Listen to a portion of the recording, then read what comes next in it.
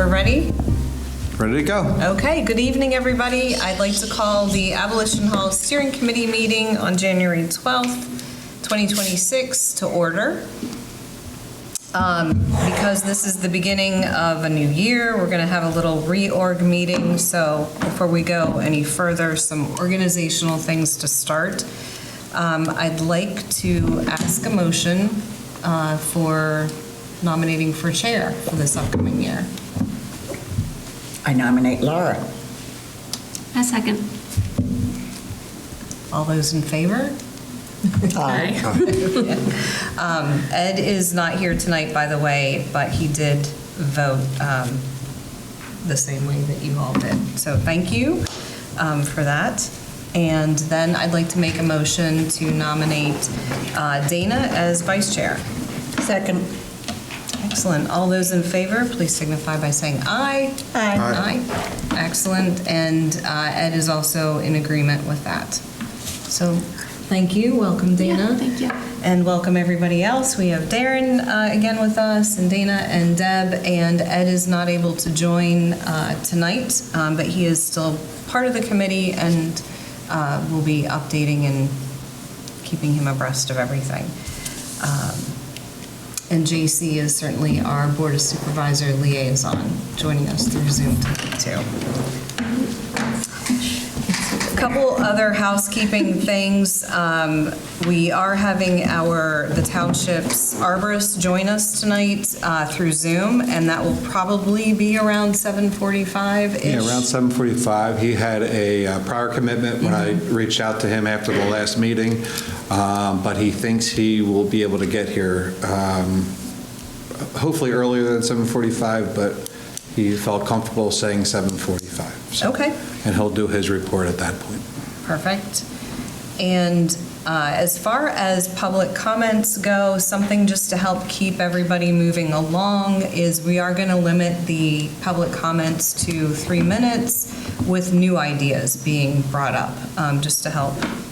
Not that the room is like filled, but just as a strategy, organizational for getting started for the new year. So the next, our approval of minutes. Has everybody had a chance to review, or do you need a minute now to look at them? We're good? Okay. Do I have a motion to approve the minutes? I move to approve the minutes. Second. Great. All those in favor signify by aye. Aye. Great.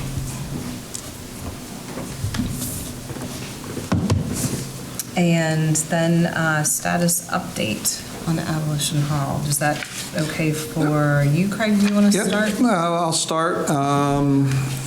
Just to give a little briefing, I'll go into the tree project, but John will be on. He'll talk about the existing tree project, and then he'll go into the next steps for the tree project. So, at the December meeting, I talked to the contractor. He said they were about 83% done at that point. Myself and John went out there, and Sam from our planning department went out there, walked the site on last Wednesday. We found a lot of trees that were still up that were supposed to come down. They were not 83% done. We can tell you that for sure. John reached out to the contractor, told him what we saw. They were blaming the weather, and then they did go out the following day, Thursday. I met Claire out there for a different meeting, and we saw about 5 gentlemen walking the site, all with Yellowstone trucks on, or trucks in the parking lot or in the driveway. They were walking the site. So there was some miscommunication between the foreman and the workers out there. So that has all been cleared up. The owner of Yellowstone provided a letter to me and John today, said there was some miscommunication, but it is now cleared up. They will have everything done by the 23rd of January. So there's still several trees to be taken down. There was wood all over the place on the site. I stopped down there today. I couldn't get in the driveway because there were so many trucks out there. They were chipping the wood. They were taking trees down, chipping the wood. They removed the 2 large trees that were in pieces next to one Germantown pike. So they were moving along pretty nicely today. A lot of activity down there today. So hopefully the 23rd they'll be completely out of there. There is some ruts down there, especially down toward where they were coming in and out of the site. They'll restore it to the best of their ability. I talked to Public Works as well. And once they're completely out of there, the tree people, then our people will go in there and make it a little bit nicer than what we're going to get from the tree company. But so they're aware of that, and we'll keep on them. So, and just Public Works was down there last week, did all the gutters. Everything's working in the house, and we're all good there. And as far, I don't know if you have anything to add, Claire? Just meeting with Jack and Yeah. going through the other list of priority items. Yeah. Oh, okay, yeah. Is that here? Okay, yeah. So we met with the Public Works Director on Thursday, walked around the 2 buildings. Claire had a lot of suggestions on what needs to be done. We were wondering if we could do it. I think we could do 95% of the stuff in-house, which will save us a lot of money. Again. What kind of items Yeah, I are was you gonna say, what- thinking? It's really, getting the water away from the foundation. The gutters, a lot of the downspouts are either clogged or collapsed, or they just end at the foundation wall, so it's going right down to the foundation, so we're going to extend the leaders on that. A lot of it's really cleanup, just leaves and, bushes around the foundation and around the walls of both houses. Just general clearing and grubbing. There's a lot of uneven grade right up around the buildings that's trapping water. So some just minor grading adjustments. Some safety issues where we're paving at the terrace to the main house, the Mosby Barn house, just to safe off those areas temporarily. Yeah, if you go into the front, where if you're looking at the main house and you walk up the ramp there, that patio has, and portions of it has collapsed. There's, I don't know, ditches, we'll say. Yeah. So we have already got some fencing for both sides of it, so you can get to the front door, but we're trying to get people away from both sides of it. So the front is good, but the 2 sides have some depressions in the patio itself. So we're going to quarantine that off until we have an idea what we're going to do with that and how we're going to save it. Sorry, Darren. No, thanks.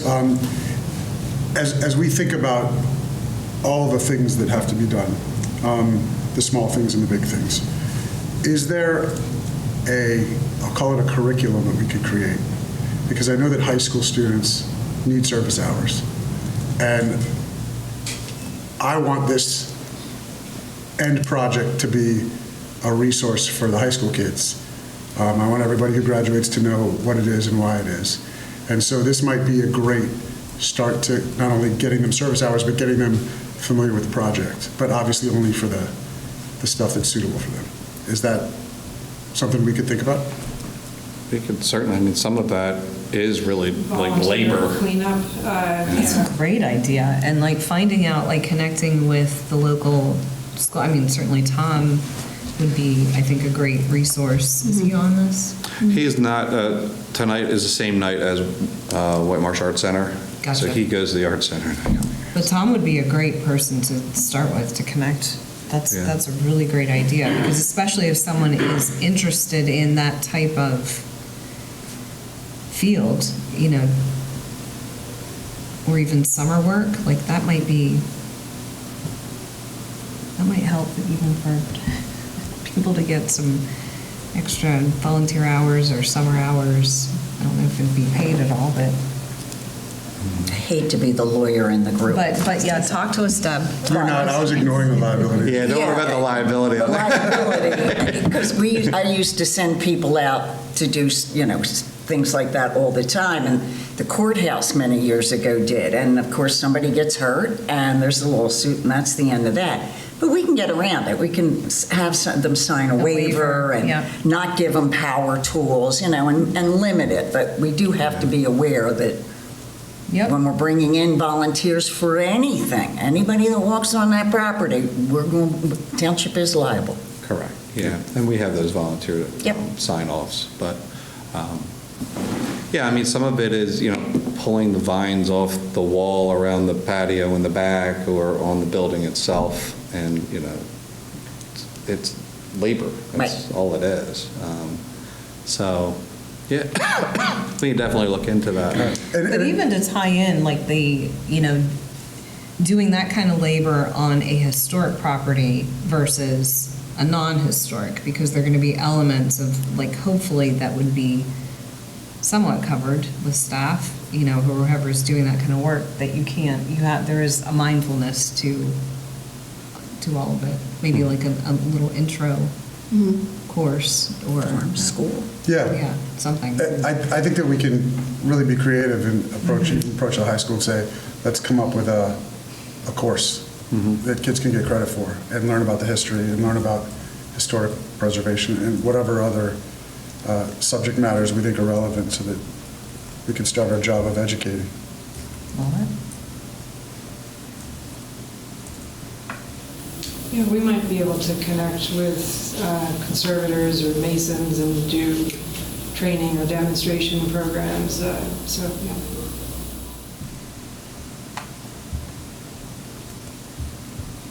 Cool. Thanks, Ray. Can I just add the front porch of the Mosley barn, the main house? A lot of that subsidence is from groundhogs. There's big groundhog holes under there. Oh, is that oh, we just thought it was the washing away underneath from the... The farm for decades. Killed a few of them, but you'll find if you pick up the bricks with the cavity the size of a chair under there, you want to really fix it. A lot of those bricks. I mean, walking into the house is fine. It's all solid. Yeah, that's fine. I mean, it's good there, just off to the side a little bit. That's why I thought it was like kind of a washout from underneath, but it's... Probably got to pick those bricks up and pack them with dirt, assuming the residents are dead. You know, they may not be. They will be. Oh, well, that's good to know, actually. There's a company that I really like that. Put smoke bombs in there one time, and the next day the smoke bomb was sitting on top of the bricks. They brought it out and dropped it on top. Oh, my gosh. Must be a relative of the guy from Caddyshack. Yeah, exactly, yeah. Classic. That's great. That's great. Yeah. Yeah, I think, oh, and then 14 Marple Lane, as I'm seeing, that, as I announced last month, that was over at the county. I talked to Sean Kilkenny and asked him on the organization meeting, whenever, the 5th, I guess it was, whenever we met, and he was going to look into it. He said, that's taking a while. You haven't gotten that back yet? I'm like, well, yeah, your office is doing it. But, so he's going to look into that, and it has been taking, I'm not sure why it's taking so long, but and then once we get that, we can, you know, hopefully sell that property and use that money for some of the work. Craig, I think it needs a parcel number to be able to sell it.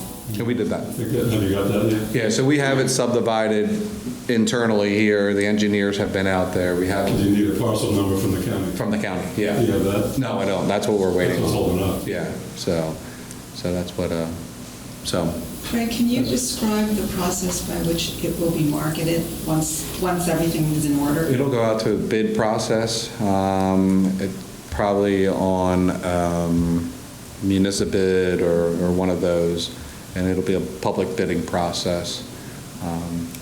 And we'll give them so many, days, and then we'll receive it that day. We open it up. It's all electronically now. We used to get the envelopes, and everyone would sit here, and I'd open it up. And now it's open it up. It'll tell you who the highest bidder is at this point. Usually, we're looking for the lowest bidder. We'll look for the highest bidder.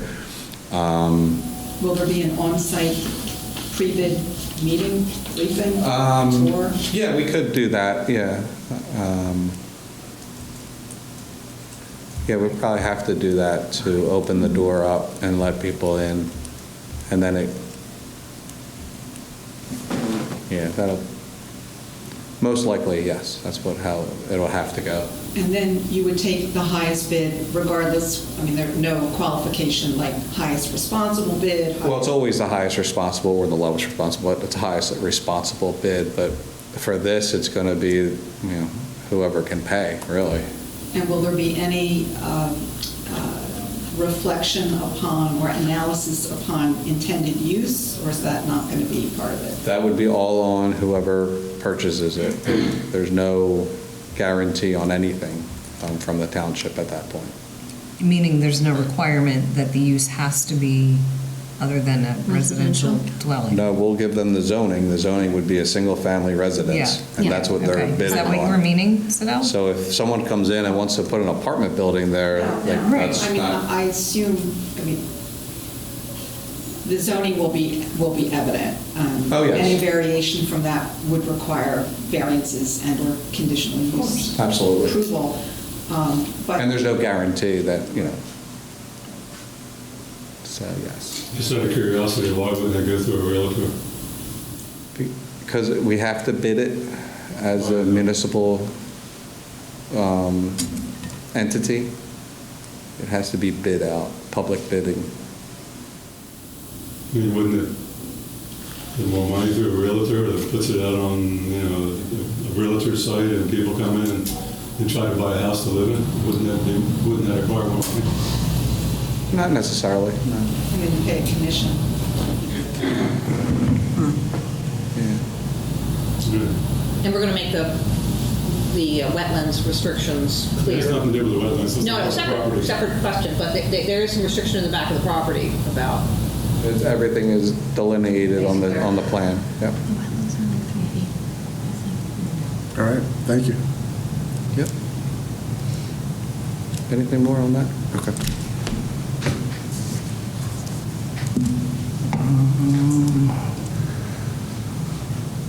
And then, do you want to go into the programming? And Yeah, I was just checking if there was anything else. Just could I ask one more question? If you're going to put it out for bid, how does somebody find out it's out for bid? It would be in the papers and on the public site. Bid columns like municipal? Yeah. But how does, if somebody wants to buy a house, going to know that they need to bid on this house? How would they know that? Well, they would have to search for it, yeah. Nobody would do that. Is So you're it cutting out possible- everybody that wants to buy a house. To also connect with a realtor, or is that? can you send this bid information to local realtors? We can, I would have to talk, I have to talk to the solicitor on, But making them aware of this bid process is happening, and then they could, if they have clients, they know who might be interested. But they're not going to get a fee. Commission. correct, They could arrange that with their buyer. their buyer. Is there a way to put it on listing services without a realtor? I'll talk to the solicitor on all this. I think it's a bad idea just to bid it like you're selling a tractor or something. I mean, it's not the way land is sold. I mean, people that want to live in that very desirable area on a very desirable, quiet street. The house is not desirable, no question about that. But everything else about that property is very desirable. Sure. You're cutting out 90% of the people who have bid on it. It's not a tractor, it's not a... Well, I don't think we're restricted from word of mouth, social media, notifying the school. You need to be on the listing service. That's where people buy houses. Right. Or Well, a sign. I think Craig has to talk to the solicitor to see if it's permitted by law. I'm not telling you that. The legislation. Doesn't make sense to me. Yeah, no, agreed. The legislative intent might be frustrating. We got to figure it out. I would suggest that you, at a minimum, let the immediate neighbors know, because that will be. The immediate neighbors already know. Well, when it is actually available for bid, that, there's, just. Can I put up the big sign on Germantown Pike at the end of the street? Auction taking place on, you've seen these signs, and anybody riding by would know The that, digital billboard. yeah. Or, short term. Thanks, Craig, for talking to the solicitor's office. Yes. Appreciate it. All right, so moving on to programming and pilot event planning. Dana, would you like to share an update? Yeah, I think that there are a couple ways that even if the property isn't, completely how we want it to look, or the buildings aren't completely accessible, there are ways that we can engage the public prior to being completely ready. One being the library passes that the William Jeans Library offers to offer historic tours at no cost. I'm sure everyone's probably aware, but at the William Jeans Library, they have a wall of museums, historical sites, and other local gardens that you could check out if you're a member, check out a pass, and then we could have, what we need to do logistically is either through the township website or an actual website for Abolition Hall, a place where people can sign up or call to schedule tours. One way, I just do it by phone call or through email. People contact me and then I say, this is the next date that you could come for a group tour. Or we could just have it set on the website and say, the first Sunday of every month, there's a group tour at 1 o'clock. It's $10 per person, or it's free, or whatever we decide on, so that historic tours are happening. And then kind of a specialty, it's in the same vein as a historic tour, to learn about the history of the property, the families that live there, and tie in the artwork as well, is March 8th is coming up, and that's Charter Day. It's Pennsylvania's birthday, and it is very typical that on Charter Day, historic sites open up their doors to the public for free, either for a specific program or just to offer a free tour to the public. We could have, archives on display and discuss what's coming up next. So that would be a way that we could, advertise and get more eyes on the building and the property. Another thing that's happening with, the celebration of the country, the 250th anniversary coming up, really the kickoff, I guess, is this summer, but it is lasting all year long. And in Whitemarsh Township, there's a committee called Whitemarsh 250 that I'm a part of, and a lot of historic sites in the area are as well. That could be something that we could easily get involved in. I'm actually hosting the next meeting in January, later this month. And we could have Abolition Hall as one of the stops. Essentially what we're doing right now is just a pamphlet. It'll probably be online, of course, too, but something that people can physically hold, like a passport or pamphlet that shows you all the stops that you could make, and like when there's a tour or when there's a live music performance, something like that, at the Highlands, at Hope Lodge, at the Wissahickon Historical Society, places like that. And we could include Abolition Hall as a stop. And we could do that. That's going to be a page on our website, and that should be active hopefully we haven't within decided yet, but couple of weeks. But I think we're close to having real programming down, and if there's not an actual program, that there would be dates where people could come and tour, whatever site. So I think that would be wonderful. And then, of course, we had talked about Juneteenth as well. But I think these are things that we could start up ahead of time and kind of build attention leading up to a Juneteenth event, kind of as the goal. Yeah, and the Juneteenth event, we have a speaker ready to go for the Juneteenth event that we could put down at Abolition Hall and That's wonderful.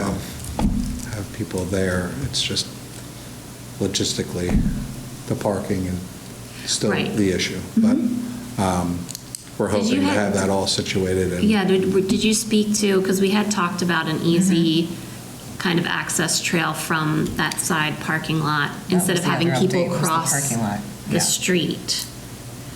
Because, I mean, we could, From across the school- street, Well, where- the school how is it across was. the street, and we could talk to them about it, but I'm saying the building, I forget On the name of it. Germantown Pike, same Right. The side. dance studio, were you? Right, where the big able to parking talk lot. to? We did not reach out to the dance studio. It's a natural trail. Everyone here can walk it. I don't know if it's not accessible. There's no, Because we were going to see if they but we would can definitely talk about reach. the parking. Right. We could definitely reach out to them. And we're going to talk about to the financial people in front or next to One Germantown Pike. Right. Who would be the point to do that? Would that be you, or was Krista? I thought Krista was reaching out because she knew, the owner of that. So she did reach out. She has not heard back from them. Okay. And Craig, does it have to be accessible for the municipality to host something? It does not, Okay. but it's helpful. Sure. And we could always make accommodations. Correct. Yeah, okay. Yeah. I had another thought. Could we do bonfires on the property? Oh, God. I've done that. I can talk to you about it. You Okay. don't really want to do it. Problems? It's just, I mean, it's much more involved than you would think. The positioning, like the location of it, what time of year you can actually do it, weather dependent, not just the day of, but leading up to. It has to be dry for a certain amount of time for the township to even approve that you can go ahead and do it. I've done it twice, and I'm not doing it this year. That's when I just asked Anna before the meeting. They were I said, very happy that I said no. You're not doing it? I'm Are not you doing it this year? She's like, no, we scratched it. And I High said, school used to everyone- have a huge one. It was awesome. The high school had an annual one. It was awesome. It was awesome. It was awesome. But you could feel it like 100 yards away, you feel that heat. It was amazing. It's not easy. And one of the other things I could say up front about that property is that we had to have 2 fire trucks within feet of the bonfire. It's just not logistically possible. Yeah. It's a great idea, but it's just not logistically possible. I walked the property today, the entire property and hall and adjacent property. It is extraordinarily wet right now. There's just sitting water everywhere. And the turf is very uneven, Craig, as you said. It's just torn up, it's Yep. rutted, it's a mess. I mean, it looks like a battle was fought there, all over the place.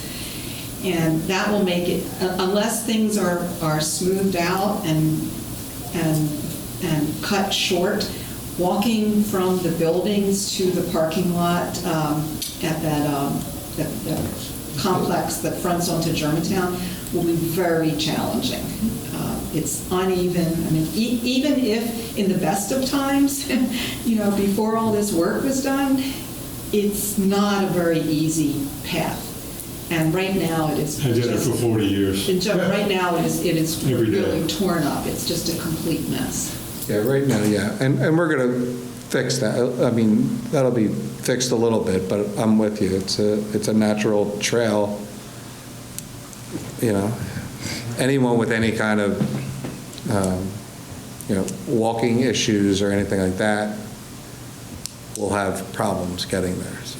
That's something that we can, like I said, if we have functioning website or something attached, a link to if on we, the township, like that we Darren said, advertise that right away. Correct. It's not ADA, it's not ADA, it's not Right. accessible. Don't wear your high heels, like wear your hiking boots. Exactly. And And it's a full natural trail, description. it's a beautiful walk, but you have to be prepared for it. Yeah, Like, exactly. you know, don't wear your best shoes out there. Is there anything we can do to help Krista connect with the Yep. property owners? Yep, we will work. I mean, it was December, and we were looking to push for a Martin Luther King event. So once we knew that that wasn't happening, we kind of just, you know, stopped moving her along, and then there was some vacations in there, so. Craig, can I just say, I walk that property all the time, currently. We always had a mowed lawn. All that stuff was mowed lawns. Right now, it's just a big weed pile. And that's one thing that makes it treacherous. You can't really see what's there. It's full of logs and sticks and branches that were never cleaned up. When it's just a mowed lawn, you know, if there's a mud puddle, you walk around it. And part of the problem is it needs to be mowed, I mean, every week. Otherwise, it's never going to be accessible. Yep, I got you. On the other hand, the good It news... is a nice walk. The good news is that with so many trees taken down, it's much easier to access the property at this point. And also, today, I, for the first time, saw a brick path that I hadn't noticed before that runs straight from the rear of the Hovenden house to the Molesby barn. There's one that's on an angle that goes from Hovenden over toward in the direction of Abolition Hall, but there's another path that's now partially cleared, brick path, as a consequence of all this churning of the soil. It's a second brick path that could be, as a service project, could be cleaned up and made more accessible. The trouble with that path, I mean, we had it open for years, and it goes straight to the driveway. When you get to the driveway, there's a big lip up onto the driveway. So it's not like, you can't just like walk down like you're walking the sidewalk and then get onto something else. You gotta step up onto this, which is fine for me, but it wouldn't be fine for somebody that maybe is disabled. That's why that path really never got used. It always just would fill up with grass, because nobody ever used it, because it really wasn't very pleasant to use. But yeah, there is a black brick path, exactly like you described, it goes straight out. So it could be followed the sidewalk straight out from Germantown, and basically pretty much goes straight out to the sidewalk, to the driveway, and it stops. But it stops where you have this, Why? the driveway's higher than the soil. Okay. You can put a step there, Or wood chips and create a ramp. not with wood chips. There's also a patio made of pavers that perhaps were created by Martha Hovenden in the courtyard approaching Abolition Hall. And it might be, I don't know, maybe 10 by 10, also under a lot of debris, soil. That's another potential project. Sure, I'm sure there'll be a lot of those kind There of. used to be a summer house there. That house was, summer house was built by Martha. She laid, there's a concrete, if you know where that is, Yep. a concrete kind of border around it. And then she had the handmade tile she laid in along with brick. There's a lot of her, she was in the tile business for a while. It was a money-making thing. And her tiles are in there that she made, plus brick. And then up until like the 90s, there was a green wooden screened-in porch with a roof. And that's where, that was like the summer house. You know, in those days when there wasn't air conditioning, obviously, in the summer, she would go there and have a visit with people in that little cupola on top of that patio you're talking about, screened in with it, had a door and all that. It collapsed at some point. The tree branch came down and it collapsed. And we had to tear it out. But I mean, yeah, that's an artifact, because those things relate to her artwork. But again, of course, Martha wasn't the important artist. She was the daughter. Her reputation isn't anywhere near as high as her parents, but still, she was important as a sculptor. That was a summer house. Craig, when we're talking. Get that, Claire? Did you get that? You write that down? We have it. Oh, you did?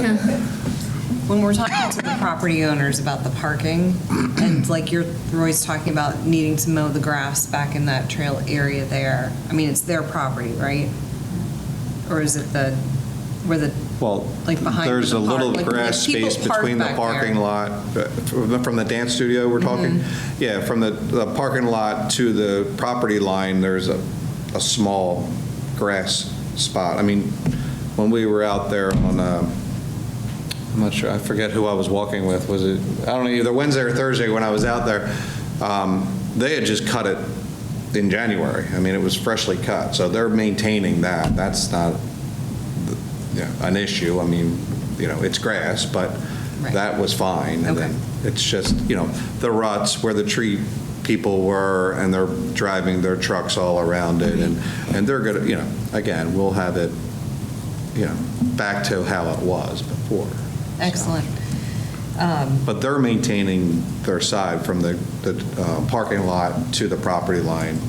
Like I said, it had to be cut a day or two before, and we're in January. I'm Yes. confused at why it was Yeah. cut. But I even made note of it, whoever I was with, I forget. Was it you, Claire? Were you there or no? We did walk there. Yeah. And I said, there's like a basin here that they cut, like, yesterday. Well, Like, they knew you were coming. I'm not sure. Yeah, they didn't know I was coming there. I don't think the dance studio is a owner though. No, I wouldn't imagine. They're just a tenant. Yeah, but it was just kind of strange that it was freshly cut in January, whatever date that is. But Well, at least they're diligent, which is good. yeah, no, and the parking lot is nice. Yeah, so I definitely want to access that. Do you want to keep going with?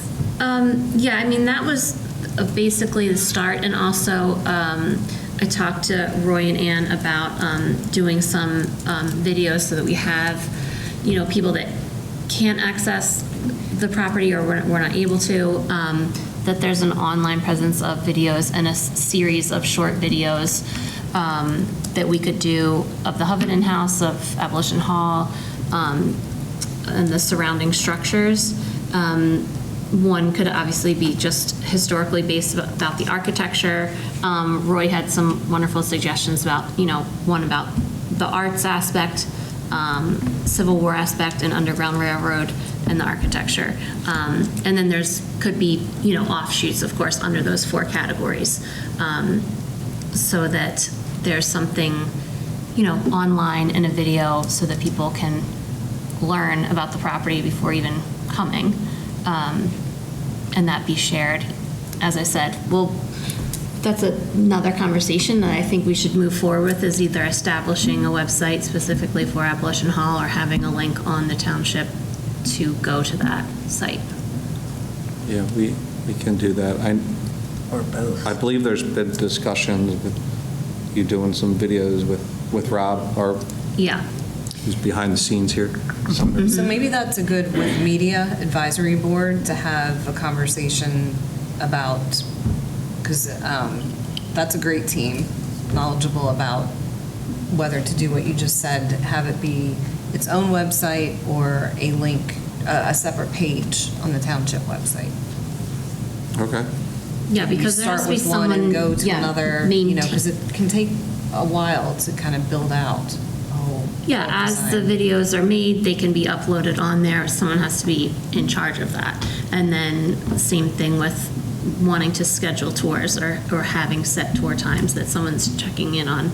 If only one person signed up, obviously you don't have to do the tour, but offering group tours on separate dates. And if we can set a limit of 6 or more people, then yes, we're going to move forward with a tour, something like that. Yeah, we can, I can have that put on the MCAB agenda to see what their suggestion is, whether it's their own website or a separate page. I mean, I like the separate page, but I guess that's just At least it might be easier for to us. start- It might be easier to start with that and then get an idea also, like, do you need to do an RFP to do a whole, and that goes to fundraising to do a whole new website for this specifically? I mean, that might be, doing a page on the website might be a good first start that's more efficient. The other question about the website is a link for donations. Yes, So- that was discussed last time. Yes. It did go to the Board of Supervisors in case anyone didn't know, and they authorized to do that. So we'll have a link set up. I'm working with the finance director who just A started. separate account for the whole. Separate account for the sale of 14 Marple Lane, and then any donations and anything, it'll be everything will be separate from the general fund, like we said. Yep.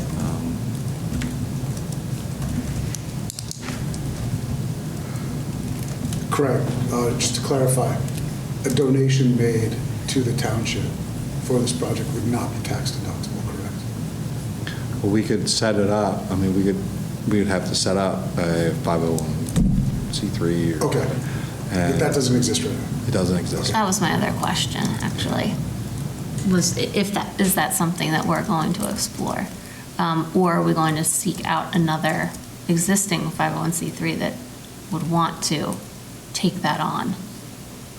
And then a third option would be approaching a fiscal sponsor. We don't need a 501c3. We just need a name. They're our 501c3, and we pay them 6% for the transactions. Okay. All right, so we have three options. What do you mean a sponsor, a nonprofit sponsor? Fiscal sponsor. It's a nonprofit of itself, and it serves as an umbrella organization to groups that want to be nonprofits and are actually corporate nonprofits. They're just not registered with the IRS, so they don't get the 501c3 tax status. Could you just do it through the Art Center and give them a cut? You need the money. That's a good observation. Couldn't you just route it through the? Well, I mean, I think Dana raised it. We could find a nonprofit. I would feel more comfortable if that nonprofit was actually aligned with kind of the vision and the mission of. Well, yeah, I mean, I think it should be something that was, Because I mean, if we were just looking for a nonprofit, we could beg Dana to use hers, but I don't think that's allowed either necessarily. The Preservation Alliance for Greater Philadelphia serves as fiscal sponsor for small endeavors. So I know that they've done that, and that's another possibility. I'm sorry, say that again? Which one? Preservation Alliance for Greater Philadelphia. Paul Stinky is the executive director.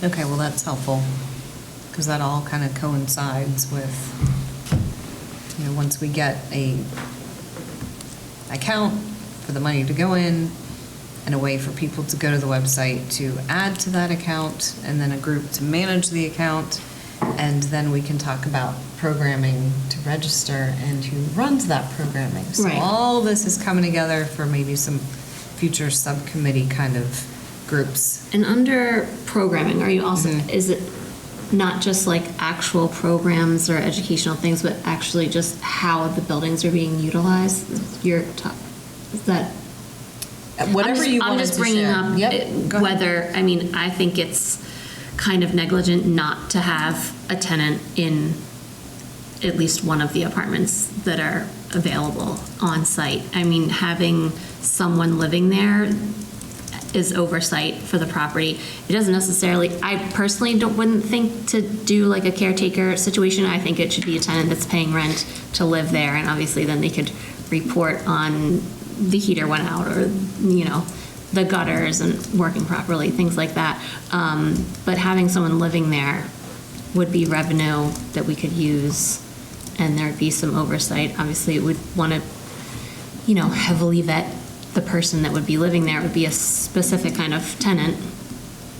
The Whitemarsh Foundation has that I think is The still Whitemarsh rental. Foundation has a tenant on the top floor of their building. The Clifton House is the historical society for Fort Washington. They have a tenant on their third floor. I'm the tenant at the Highlands, and have another tenant as well. So it's just, I mean, it's very common. And Yeah. when the Highlands was a part of the PHMC, that's standard. It's that there is oversight on every historic property. I know that used to be a law. I don't know if it's still Pennsylvania law or not, but okay. But it used to be. I know the gentleman that lives like at the Daniel Boone log cabin and things like they're. It's just I think for safety purposes, if anyone was to start driving on the land or the property at night. You could call the police, yeah, at least there's a Yeah. presence on the site. A presence on the site. There's a light on, and, Are both apartments rentable? Sure. I think so. There were 2 tenants in there when you lived there, right? Yes. Just washer and dryer. there's 3, isn't there? What? Is there 3? Marple Lane was the third. Oh, that was the 3rd one, yeah, right. And there is I checked with Roy and Ann there, separate entrance, so we could still have, the first floor open for tours if that was part of the programming, and they can enter through the front door to the apartment, so Yeah. I think it's something we should consider. Do you need to talk with Absolutely. the solicitor at all about setting up agreements that were similar to what they had done? Do you still have, I am sure? We have You have the leases, I re- mean, yeah. several leases, you get a security deposit. They have their own key for the front door, which lets them into the lobby. But they don't have a key to the first floor doorway off the lobby, so they can't get into the rest of the building. Right. And the only key, then they have a key to the top of the stairs, which is the apartment. So they get 2 keys for the 2 So it's still spots. secure, yeah. And they can't get into the rest of the building. Who would they be renting from? The town. As Township. of right now. The township? yeah. Does the township have other tenants? Not at this point. We had the Marple Lane, but he moved out. Is that a situation the township's comfortable with? Yeah, I think so. Okay. What did you say?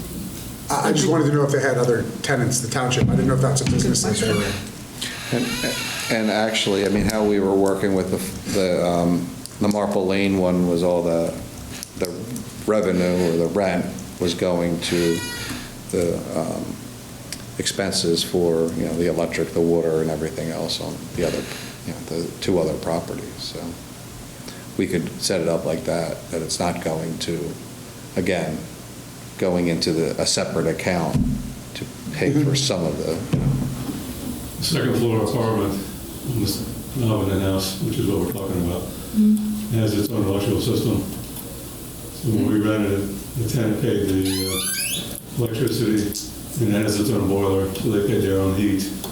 Therefore, you're eliminating not much electricity, but you're eliminating a gas bill from you paying it to transferring it to a tenant. It is hard to heat, but I mean, people that want to put up with that, it's fine. It's a big apartment, it's not getting more. What were you getting for it the last year? We'll look it up. We kept it cheap because it was hard to rent. I don't remember. It wasn't a lot. 1,500 maybe at the tops. Would help. But then you're saving several $100 a month in utilities. What we did do was we paid the water, the way the building is set up, there's one water meter comes in from Germantown. It services the whole building. When we looked into it years ago, when I put in a new heater to split the heaters up to the tenants so they would be responsible for their own heat. But otherwise, they would just open the windows. Right. It wasn't any way to split up the water. It was going to cost more than it was worth. Right. So we just paid the water bill. The trouble is, if you're going to, the second floor apartment has one of these little tenant washer dryer things, little closet washer dryer, which is okay for a couple people. They are using water, so you want to be sure you get enough in rent to cover $30, $40 a month in water or whatever water costs on it. It's not like $2. It's going to be a number because they're going to use it to wash their clothes. They also would pay the electricity for the hot water heater. So all the utilities would be on the tenant except water. I think there's also, And I'm we sorry. pay for a heater plan, which you should do also if you're not doing it already, to protect the heater. A maintenance? The maintenance myself. Oh, yeah, we have them. If the power goes out, the tenant has somebody to call, it's not you. The landlord. And they will take care of it, not. That's the fun part. Craig, I think there's another box that this could check too, in addition to security and raising revenue, and that is furthering the mission. I think we could really explore finding ways to make this property available to maybe people who are usually Yeah, but it's the right excluded person, right? from our township. I'm sorry, I couldn't hear what you were saying. I said, I think there's another box, I'm sorry, I should turn this on. There's another box that we could check in addition to security and raising revenue, and that is to maybe look how these rentals could be used to further the mission of the property to provide housing to people who might typically be excluded from our township. Yeah, that couldn't afford to live here, send their kids to our school district otherwise. Yeah. Great point. You can have a Section 8 for them if you want. That's what you want to do. I don't call it Section 8 now, it's called something else, but that certainly is. You'd have to get rid of the lead paint. The paint, all of that. That's typical of any historic. Yeah, I know. We live in one. Great point. Thank you. Were there any other updates from programming?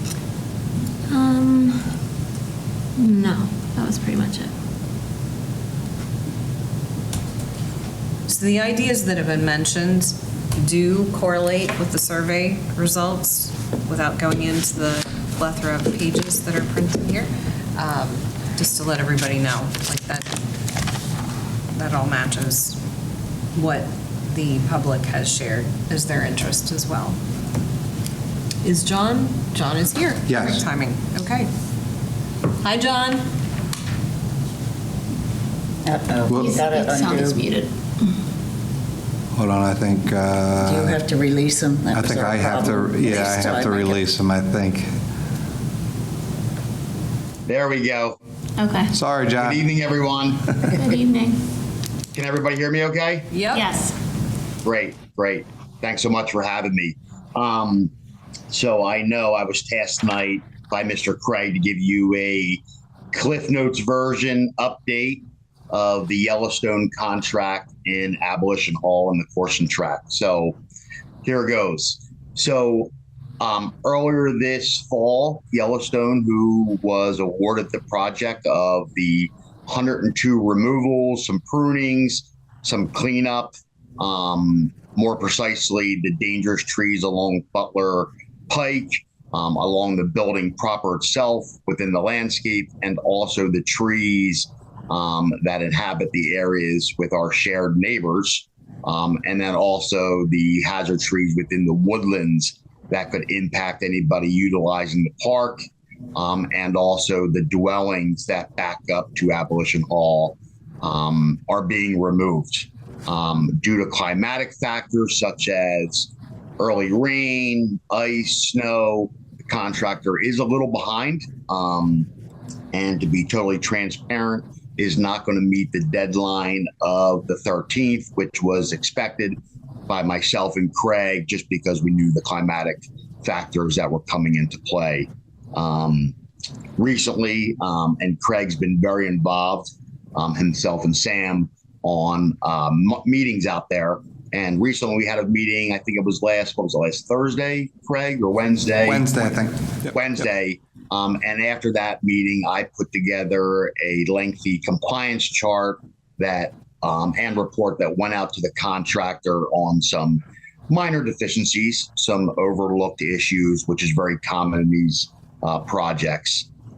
Since then, Craig, swinging by and checking on the progress, has notified me that all the higher ups were there last week, and today all of a sudden an army of trucks and chippers and chainsaws is on site, and the end goal is to have everything completed, weather depending, by the 23rd of this month.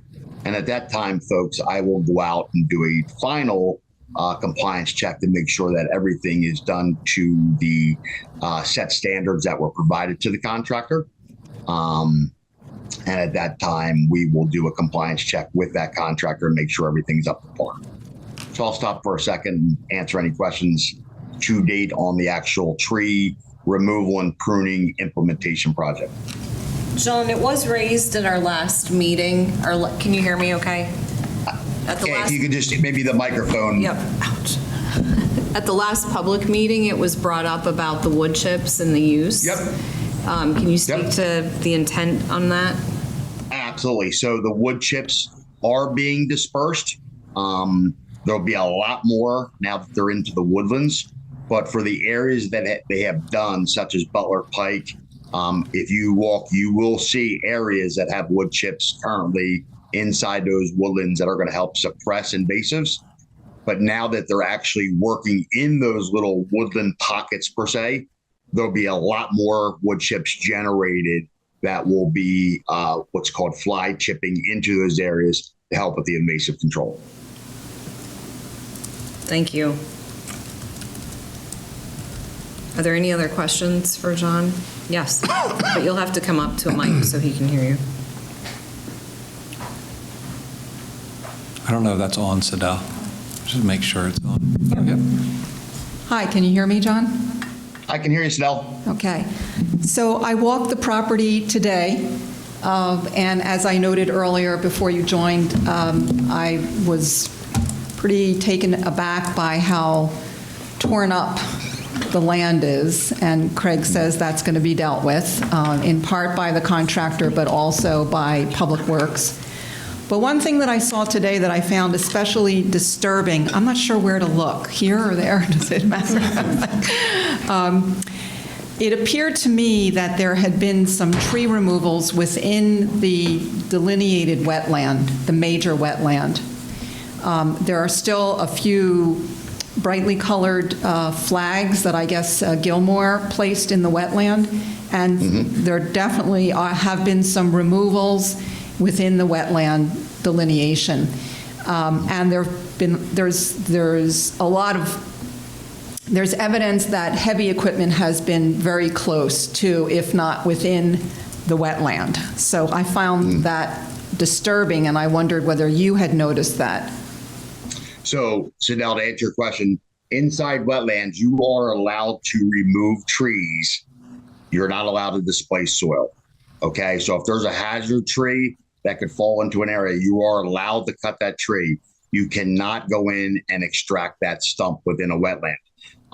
I was there, as I noted earlier, with Craig last Wednesday. I did not see any indicators that machinery went into wetlands. Obviously, if they've gone in there since yesterday, today was the first day they were actually back working since then. So if it happened today. Those areas were pointed out. They are, red flagged wetlands, meaning, they're very easily to observe, even to a layperson. So I don't believe they were in there with equipment, but they are allowed to go in there and cut trees. When will you next be on the property to check on their work? After the 20th? Probably, I'm doing it every week and a half, so probably either this Friday or this upcoming Monday. And I'd be happy to meet you, Sidell, on site to walk through with you. I mean, given that the crew is there now this week, I just wonder whether someone should be in touch with them to just, draw attention to the fact that the wetland is protected, and while they might be removing trees, their equipment can't go in there and do what it's done elsewhere throughout the site, which has really torn things up terribly. Yeah. In terms of the areas that you saw, Sidell, when you were walking, such as on the trails, they will all be mitigated. Obviously, going into this project, it was inevitable that minor ruts, some deep ruts, some treading within those areas was going to occur. I mean, they have to get those logs out. They have to do it safely. Those areas will be mitigated and reseeded. Okay. So, John, I'm sure that Craig and you can update, if you tour on Friday, that you could update John or Craig on how things are going. Correct, and it might even make sense. It might even make sense to have Krista or somebody from Krista's office go out, since they're handling wetlands, to make sure that they are in compliance, because they'll know the the LOD within those wetlands. Perfect, thank you. And then just, I had asked a question at the last meeting, but you were not available. And then today I noticed yet another very large tree that was removed, and I'm sure it had to be removed, in the passageway between the Hovenden House and the adjacent building at number 5, Germantown Pike. Almost at the property line, huge tree. Do you have any idea how old that was? I did not count that. Now, there's 2 large trees over there. One was removed by Pico, right, Craig, I believe? Yes, one was by Pico, which is next to Butler Pike. Right, no, this is the one on the other side, close to the adjoining property. Correct, yep.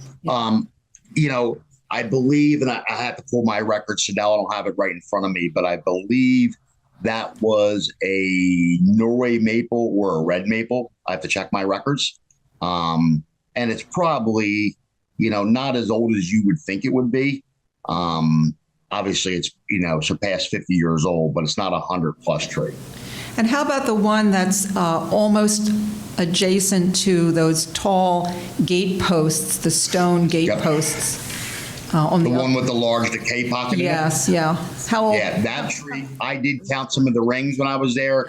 That tree has to be 80 to 85 years old. And what type of tree was that? Do you know? There's a whole report on these. Yeah. I don't know that we need to do a deep dive. No, into I just this had now. just those two. Those And then two. let's finish up with that. Yeah. Do you happen to know what that tree was back there by the gate I'd have to post? check the He species doesn't on the have list, it so right in no. front of him. I don't have my entire report in front of me.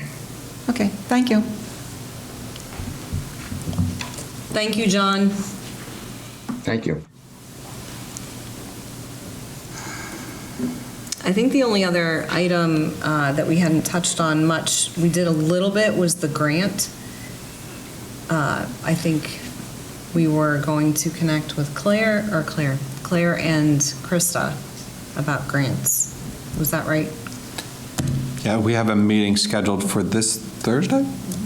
This Thursday to discuss that with myself, Claire, and Krista.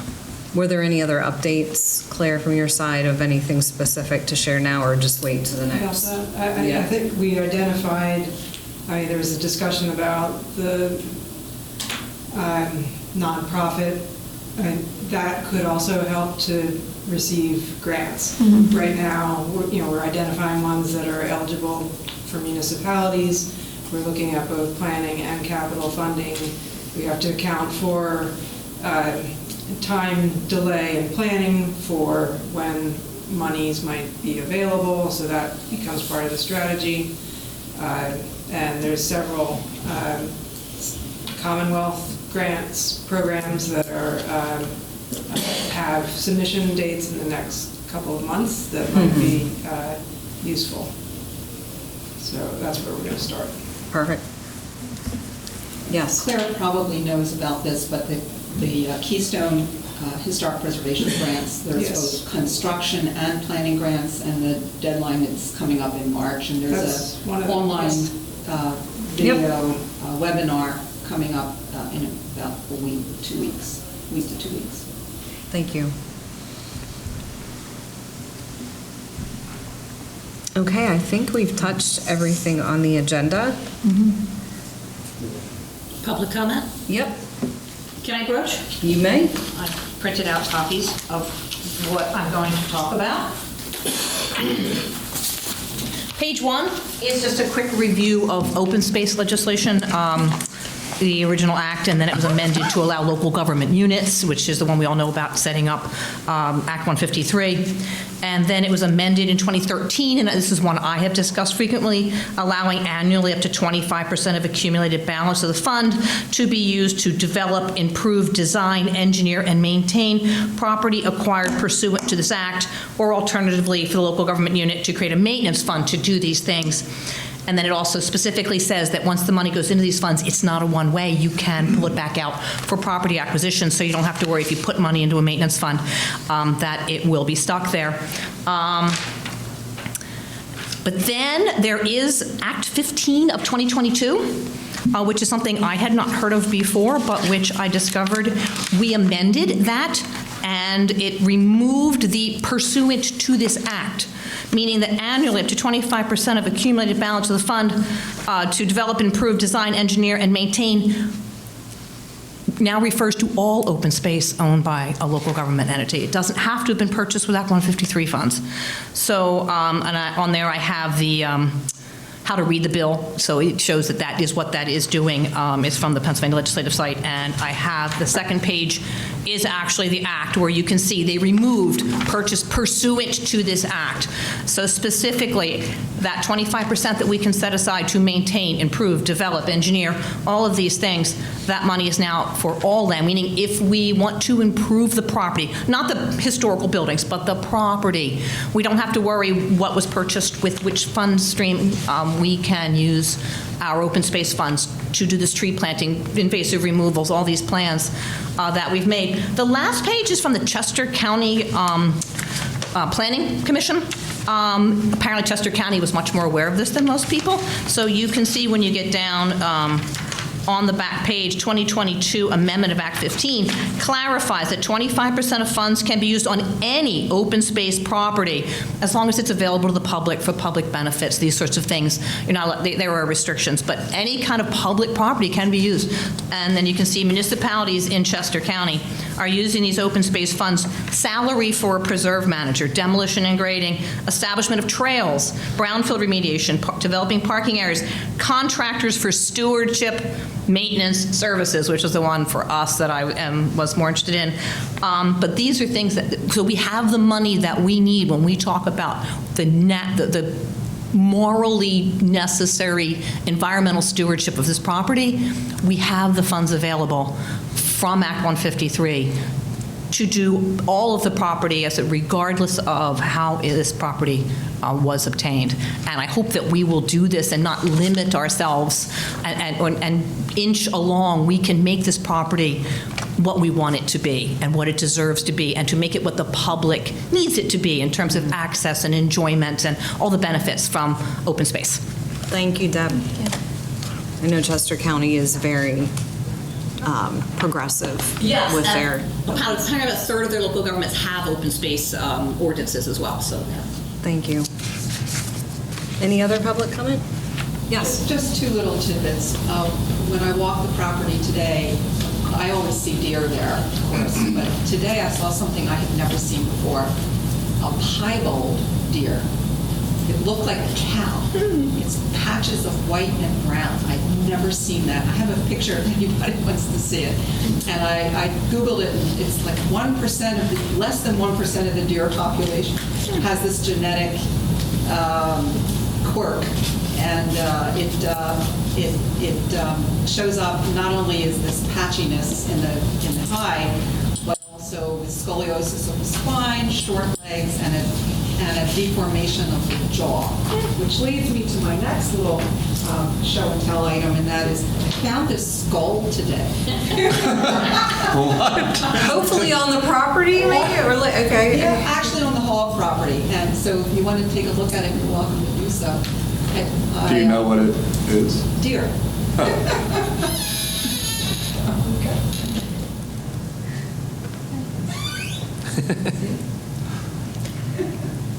Can't wait to read these minutes. This is a different one. Make sure and move everything. Yeah, it's hard to identify a skull. A little spring sound.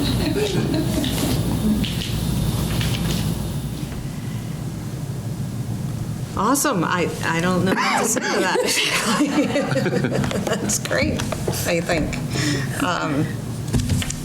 So our next meeting, that is my next question. What are we looking at? I believe when we talked about, it's either the first Monday or the last Monday, according to the minutes from the first meeting ever. So it's either March 2nd or March 30th. I'd certainly like to be earlier than later. Does that work? don't know if there's a conflict. Do you want to look at other March 2nd or 9th, dates? is that what you're thinking? He said the 2nd or the 30th, Oh, the but 2nd or the 30th, well then, the 2nd. The 30th is, I mean, that doesn't matter to me, but it's the first day of spring break for the school district. how about we tentatively aim for March 2nd? March 2nd. And we'll confirm.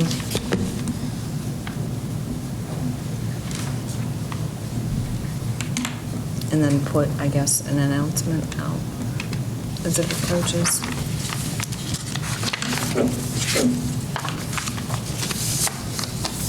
Is there any way that the agenda and meeting notice can be circulated earlier rather than Friday before these meetings? I can try, that's all I can say.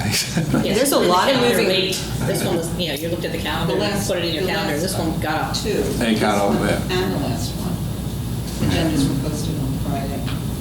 There are a lot of moving parts, though, before the agenda's finalized. I meant just putting the date on the Whitemarsh calendar. It wasn't up there. Oh, the date. Oh, the Relatively date. recently, saying The when date you plan out your definitely. day, you know. Sure, the date definitely, I think we Yeah. can confirm. Oh, I could put it on But the as date. far as the I mean, I actual could put it on the agenda- calendar, yeah. I mean, usually anyway, yeah. The new year, usually we wait for the board to approve the meeting dates, and then we put them all up there, but, got it. Then May. Okay. We can run through logistics of if we're going every other month, and if that seems to be appropriate, we can talk through that. Okay. Okay. Any other public comment? Any board comment? Seeing none, do I have a motion to adjourn? So moved. All in favor? Aye. Have a good night, everybody. Thank you. Thank you. Thank you. Thanks, JC.